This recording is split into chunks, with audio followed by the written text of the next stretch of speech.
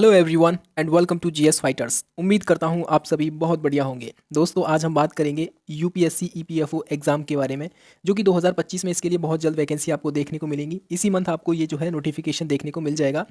EO यानी कि enforcement officer और अकाउंट ऑफिसर के पोस्ट के लिए, और साथ में रहेंगी आपकी एपीएफसी यानी कि असिस्टेंट प्रोविडेंट फंड कमिश्नर। हालांकि ये यूपीएससी का रेगुलर एग्जाम नहीं है। रेगुलर इन द सेंस कि ये हर साल वैकेंसी नहीं आती है। ऑलमोस्ट 3 या 4 साल के बाद आपको वैकेंसी देखने को मिलती है इस तरीके से, ठीक है। हालांकि एपीएफसी की वैकेंसी 2023 में आपको देखने को मिली थी, जहां पर आप देखोगे 159 वैकेंसी आपको देखने को मिली थी। उसके बारे में भी हम लोग डिस्कस करेंगे। इसका टोटल पोस्ट इस साल क्या रह सकती हैं ये भी डिस्कस करेंगे। क्या एलिजिबिलिटी क्राइटेरिया रहता है, कौन कौन इस फॉर्म को भर सकता है, और एग्जाम का पैटर्न क्या रहता है।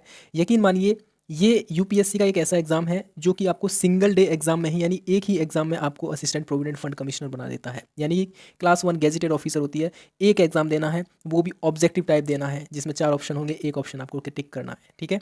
चलिए, इसके बारे में हम लोग देखते हैं। आज ही कह सकते हैं इसी मंथ आपको नोटिफिकेशन देखने को मिल जाएगा। अगर सेशन पसंद आता है आप लोग लाइक कर सकते हो। देखो भाई, अब सबसे पहले यहाँ समझ लीजिए एक चीज़ कि यहाँ पर पोस्ट का नाम दे रखा है। एक तो होता है ईओ, जो अभी हमने बताया, एनफोर्समेंट ऑफिसर, और दूसरा होता है एओ यानी अकाउंट ऑफिसर। और साथ में एक और पोस्ट होती है जिसको बोलते हैं असिस्टेंट प्रोविडेंट फंड कमिश्नर। ये पोस्ट के लिए आपकी वैकेंसी निकाली जाती है, ईपीएफओ एग्जाम के द्वारा इनको फिल किया जाता है वैकेंसीज़ को। और सबसे इंपॉर्टेंट चीज़ यहाँ पर ये है कि आपकी एजुकेशन क्वालिफिकेशन जो होती है, ओनली ग्रेजुएट मांगा गया आता है। ये ओनली ग्रेजुएट में मतलब आपने चाहे बीए किया हो, बीएससी किया हो, बीकॉम किया हो, बीसीए किया हो, बीबीए किया हो, ठीक है, तो आपका ओनली ग्रेजुएट माना जाता है इस वैकेंसी के अंतर्गत, ठीक है। और एक इंपॉर्टेंट चीज़ ये भी है कि अगर आप जो है अपियरिंग में हो, अपियरिंग इन द सेंस अगर आप जो है लास्ट ईयर में हो ग्रेजुएशन के, तो आपका रिजल्ट फॉर्म फिलिंग की लास्ट डेट से पहले आ जाना चाहिए, नहीं तो आप जो है फॉर्म को फिल कर नहीं पाओगे। समझ गए आप कि जिस दिन फॉर्म की लास्ट डेट होगी फिल करने की, उससे पहले आपका रिजल्ट आ जाना चाहिए, अन्यथा आप जो है फॉर्म फिल नहीं कर पाओगे। यानी अपियरिंग कैंडिडेट इस फॉर्म को फिल नहीं कर सकते हैं। आगे बात करेंगे हम लोग इस एग्जाम के पैटर्न के बारे में। पैटर्न ये रहता है, देखो सबसे पहले इसमें 2 ही स्टेज होती हैं। तो पहला स्टेज रहेगा आपका रिटन एग्जाम, जो कि 300 मार्क्स का रहेगा, और इस 300 मार्क्स में आप देखोगे कितना 120 क्वेश्चन रहते हैं 300 मार्क्स के। उसके बाद आपका सेकंड स्टेज रहता है इंटरव्यू, यानी कि आप समझ लीजिए 100 मार्क्स का इंटरव्यू होता है। मतलब ये है कि रिटन का वेटेज रहता है 75%, और उसी तरीके से इंटरव्यू का वेटेज रहेगा 25%। उस तरीके से आप देखोगे तो 400 में से आपकी कट ऑफ लगती है। अब 400 में से आपको कितने मार्क्स लाने चाहिए, इस पर भी हम लोग चर्चा करने वाले हैं, ठीक है। तो बस आपके 2 ही स्टेप हैं, आपका पहला रिटन एग्जाम होगा, दूसरा आपका होगा इंटरव्यू, बस। अगर हम बात करें लास्ट टाइम की, लास्ट टाइम जो वैकेंसी आई थी, इसमें 418 वैकेंसी थी एनफोर्समेंट ऑफिसर और अकाउंट ऑफिसर की, जो कि आई थिंक 2019 में ये वैकेंसी आई थी। 2019 के बाद अभी तक ये वैकेंसी नहीं आई है, बट 2025 में इसमें आप देखोगे वैकेंसी आने के चांसेस रहेंगे। उसी तरीके से एपीएफसी की जब वैकेंसी देखी गई थी लास्ट ईयर का मतलब सॉरी 2023 की बात है, यहाँ पर ये वैकेंसी देखने को मिली थी कितनी, 159 पोस्ट आपको देखने को मिली थी। अब 2025 में जो यूपीएससी का शॉर्ट नोटिस है उसमें दिखाया गया है, बताया गया है कि भाई ईओ और एओ की जो वैकेंसी रहेंगी 156 वैकेंसी आपको देखने को मिलेंगी। साथ ही आपकी एपीएफसी की यहाँ पर वैकेंसी मिलेंगी 74 देखने को, ठीक है। चलिए, इसके बारे में हम लोग यहाँ पर डिटेल में जान लेंगे। देखो, यूपीएससी जो है इस एग्ज़ाम के रिगार्डिंग कोई स्पेशल कैलेंडर में जारी नहीं करता है पहले से ही, बट यूपीएससी कुछ डेट्स को ना रिजर्व करके रखता है कि आपको जो है इसी तरह के एग्ज़ाम होते हैं, क्योंकि ये रेगुलर एग्ज़ाम नहीं होते हैं जैसे आपके सिविल सर्विसेज के एग्ज़ाम होते हैं। तो याद रखना, यहाँ पर यूपीएससी कुछ डेट को रिजर्व करके रखता है, ताकि इस तरह के एग्जाम्स को उन डेट में कंडक्ट कराया जा सके। अब आप अंदाज़ा लगा सकते हैं, यहाँ पर एक डेट तो ये रिजर्व रहेगी 10 नंबर वाली, ठीक है। यहाँ पर 14 जून रिजर्व है इनके लिए, यूपीएससी के लिए, और यहाँ पर इन्होंने 5 जुलाई रिजर्व कर रखा है। उसके बाद फिर 9 अगस्त, उसके बाद फिर ये वाली डेट भी आपने जो है यूपीएससी ने रिजर्व कर रखी है। बट एग्जाम इतना नहीं खींचेगा यहाँ पर। आपका जो एग्जाम है जून में नहीं हुआ, मोस्टली चांसेस है वैसे जुलाई में होगा। यहाँ पर इस डेट में ये एग्जाम होने के चांसेस हैं, या तो 5 जुलाई को हो जाएगा, ये नहीं होता 5 जुलाई को तो उससे पहले भी हो सकता है। अगर नोटिफिकेशन अभी 10-15 दिन में आ जाता है तो चांसेस हैं कि जून में आपका एग्जाम कंडक्ट करा लिया जाएगा। अगर फरवरी के लास्ट में आता है तो फिर ये जुलाई में आपका एग्जाम कंडक्ट करा लिया जा सकता है, ठीक है। समझ में आ गया होगा। तो एग्जाम डेट भी यहाँ पर ये क्लियर कर रखी है यूपीएससी के द्वारा, इन्हीं डेट में आपका एग्जाम कंडक्ट करा लिया जाएगा। तो आप अपनी तैयारी को मान के चलिए कि 14 जून को आपकी जो परीक्षा होने वाली है। अब आप कैसे करेंगे यहाँ तैयारी, उससे पहले एक कह सकते हैं प्रीवियस ईयर का कट ऑफ देख लीजिए और टोटल वैकेंसी देख लीजिए। बात करेंगे हम लोग यहाँ पर 2023 का जो एपीएफसी की वैकेंसी आई थी, यहाँ पर ये जो एपीएफसी की वैकेंसी है 159 पोस्ट टोटल थी। इस तरीके से कैटेगरीज में डिवाइड किया गया था। अनरिजर्व कैटेगरी कैंडिडेट के लिए 68 थी, ईडब्ल्यूएस के लिए 60, ओबीसी कैंडिडेट के लिए 38, और एससी कैंडिडेट के लिए 25 और एसटी कैंडिडेट के लिए मतलब 12 वैकेंसी यहाँ पर देखने को मिली थी।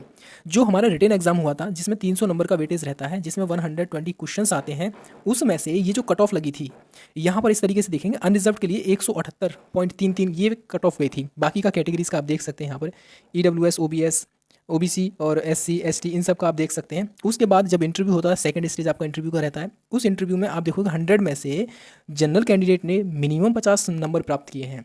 ठीक है, इस तरीके से इनको जोड़ोगे तो हालांकि उतना नहीं बनेगा, बट जो फाइनल कट ऑफ गई थी वो यहाँ पर इस तरीके से जाती है।